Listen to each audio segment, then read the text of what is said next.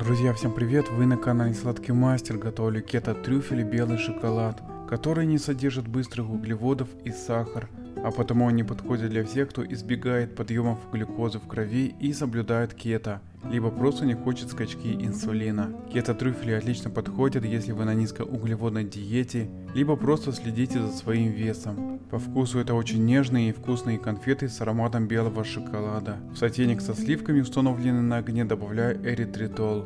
Помешиваю ложкой до полного растворения подсластителя. Добавляю какао-масло и перемешиваю, чтобы какао-масло полностью разошлось в сливках. На этом этапе можно выключить огонь, самое главное это чтобы какао-масло растаяло. Снимаю сотейник с огня и переливаю в отдельную емкость для остывания при комнатной температуре. После остывания видно, как теплое какао-масло отделилось от сливок. Для аромата я использую ванильную пасту бурбон с зернами ванильной палочки. Добавляю ванильный бурбон в шоколадно-сливочную смесь.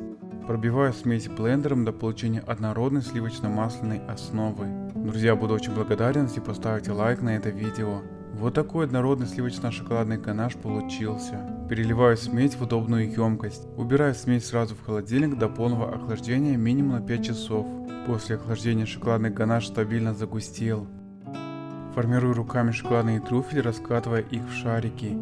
Убираю шоколадные трюфели в холодильник на 15 минут. Соленые фисташки размалываю в мелкую крошку скалкой. Обваливаю шоколадные трюфели в ореховые крошки. Дополнительно приготовил вторую партию трюфелей идентичным способом, обваливая их в кокосовой стружке.